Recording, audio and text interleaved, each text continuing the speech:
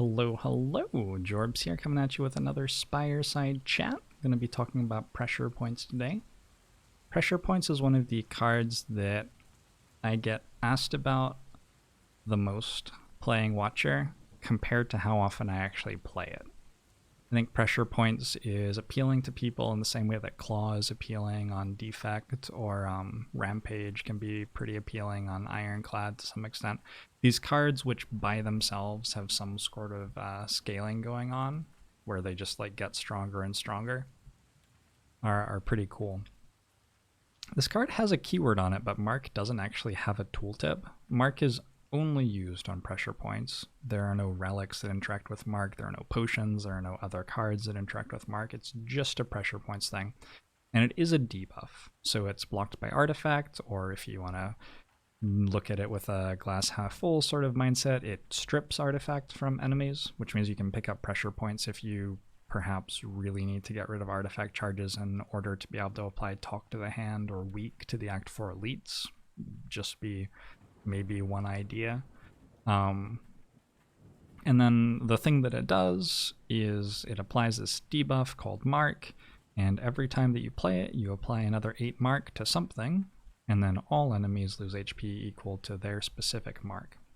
And so if you are in a 3 enemy fight, you could play it on one enemy the first time, then the other one the next time, then the other one the next time. By the time that you'd played 3 of these, the first enemy would have lost 24 health, the second would have lost 16, and the third enemy you played it on would lose 8 from this pressure points. This card upgrades to applying 11 Mark. So, I've been asked a lot if I have had success with a pressure points deck.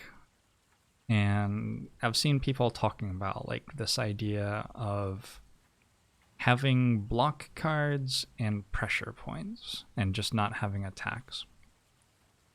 And I guess the reason why makes some sense, because having like getting to play pressure points, like the 10th pressure points you play is dealing 80 damage, so it's quite a lot better than the first pressure points. And so you might think, well, in that case, the thing I want to do is have all of my damage cards be pressure points, so I can just only play pressure points. And this is a trap that people get stuck in Slay the Spire. I think especially if you're coming from games where you build focused strategies and your deck tries to execute a very focused thing.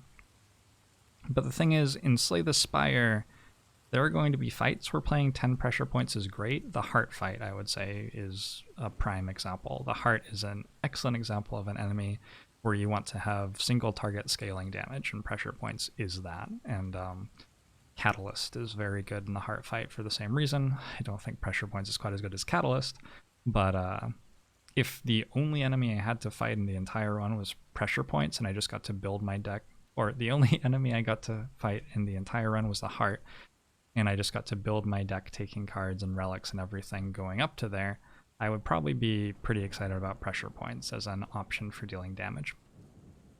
In the Heart fight, none of the damage before you've dealt 800 total matters, because like the Heart deals just as much to you if it has 50 health left as if it has 750 left. And in the Heart fight, you do have to deal 800 damage to win somewhat quickly.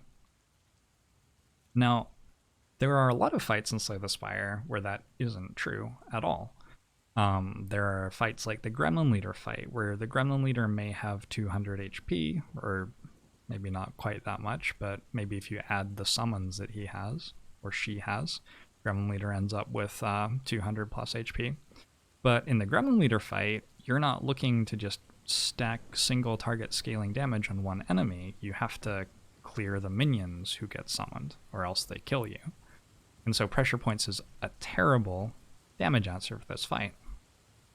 In the Slavers fight, for example, it's not a fight where the enemies have maybe 150 HP total, but it's not a fight where it's okay to start dealing damage slowly and then speed up and speed up and speed up until you get to 150. That's a fight where you need to deal 50 damage quickly to kill one of the enemies, and at that point maybe you can slow down your damage. So you actually want your damage to go in the other direction. You want your damage to do a lot at the start, and then you don't care quite as much about dealing damage later.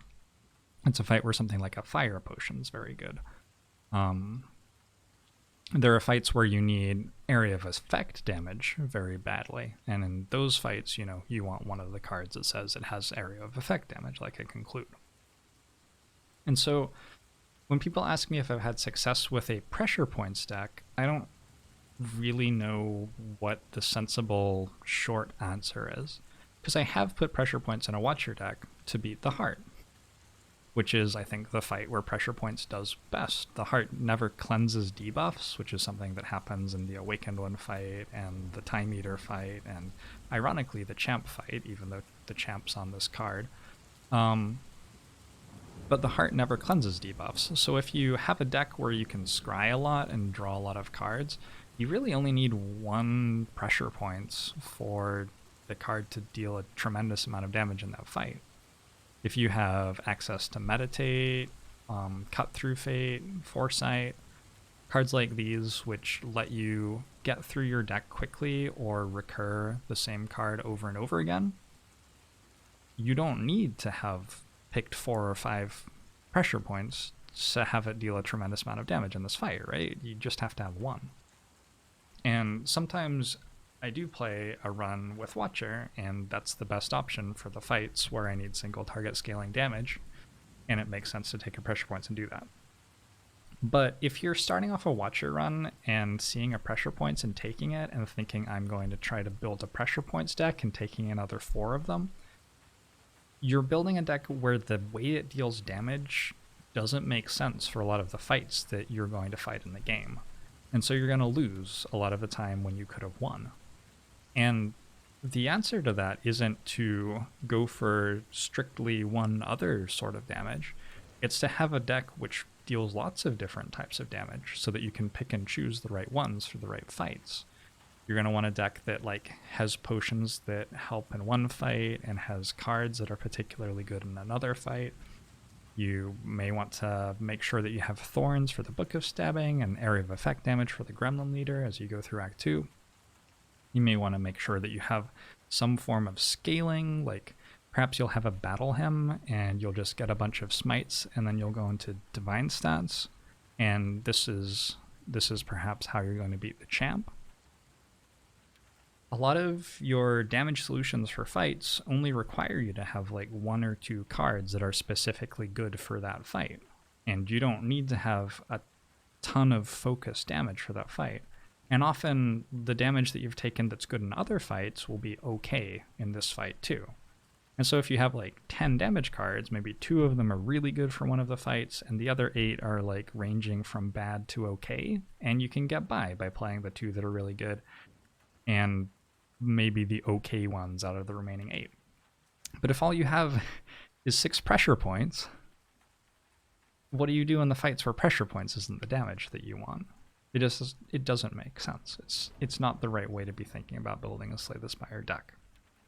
And so that's my long-winded answer about have I ever built a pressure points deck. I've won with this card in my deck, but I will never like build a pressure points deck, and I don't think you should be trying to either. Although, okay, if it's fun, and if that's what you want to do is have fun and just like spam calm cards and pressure points, I have no intention of taking that away from you with this video. I get that it's fun and that's cool. I want to say that as well.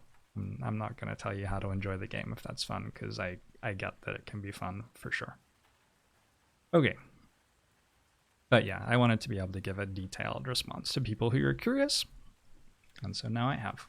So, hope you enjoyed the video, and I'll see you next time for another Spire Side Chat.